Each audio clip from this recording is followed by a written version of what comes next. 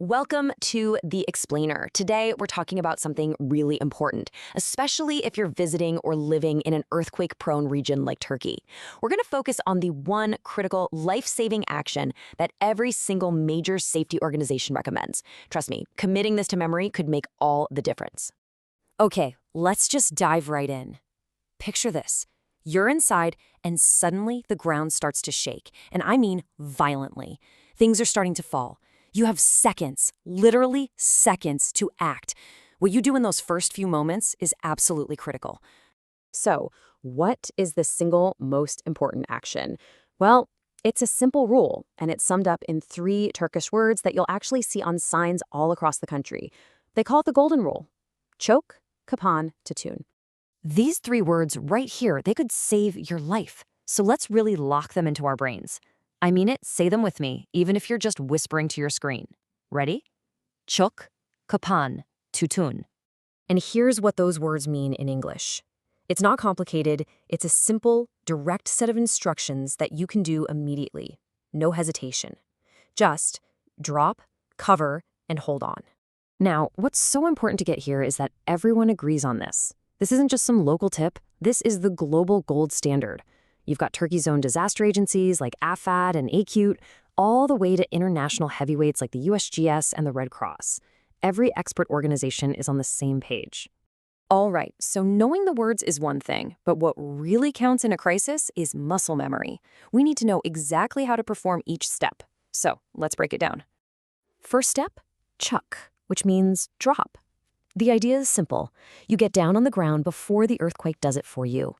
This simple move keeps you from getting knocked off your feet, which is how a lot of injuries happen right at the beginning, and it gives you a stable base to move from. Next, kapan, or cover. This is all about protecting your head and neck. Your best bet is to get your body under something sturdy, like a heavy desk or table. But if there's nothing around, you still drop and you cover your head and neck with your arms and try to get to an interior wall, away from any windows that could shatter. And finally, tutun. That means hold on. You don't just hide under that table, you grab onto a leg and hold on tight. Why? Because the ground is moving, which means your shelter is going to be moving too. Holding on, make sure you move with it so you stay protected the whole time. Now, you might have heard about other methods online, like something called the triangle of life. So let's get really clear on why drop, cover, and hold on is the only method you should be practicing. And here's the key reason why, and this might actually surprise you. The vast majority of injuries in an earthquake don't come from the building collapsing. Nope, they come from all the stuff inside the building. Falling bookshelves, flying glass, TVs toppling over. That's the real immediate threat. So when you put the two methods side by side, it's a no-brainer. Drop, cover, hold on is a reliable plan that protects you from the most likely danger. That triangle of life theory, it's basically a gamble. It relies on you guessing how a building is going to collapse, which is pretty much impossible to predict. And hey, don't just take it from me. The U.S. Geological Survey, we're talking world-leading experts here. They are crystal clear. They call the triangle of life a mistaken idea. Period. They state without a doubt that drop, cover, and hold on is the best recommendation. Okay, so we've got the method down. But, life isn't a textbook. Real-world situations can be tricky. So let's tackle some of the most common what-if questions. This is probably the number one question people have. What do you do if you're in a big, open room and there's just nothing to get under? No table, no problem. You still drop to the ground. You still move to an interior wall, away from windows and any tall furniture that could tip over. And you still cover your head and neck with your arms. The core principles stay exactly the same. All right, another big one, earthquakes. Often happen at night. So you're fast asleep and you're woken up by violent shaking. Your first instinct might be to leap out of bed and run, right? But is that the right move? The answer from every expert is a definite no. Stay in bed. Think about it.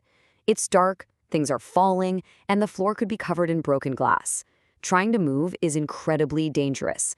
The safest thing you can do is roll over onto your stomach, grab your pillow, and use it to protect your head and neck. And just stay put until the shaking stops. And you see, this same logic applies everywhere. If you're outside, you move to an open area away from buildings and power lines. If you're driving, you pull over somewhere clear, away from overpasses, and stay in your car. In a crowded store, don't rush for the exit. Just drop, cover, and hold on right where you are. The principle is always the same. Get safe, get low, and protect your head. So how do we put all of this together into a simple, memorable plan that just kicks in automatically when you need it most?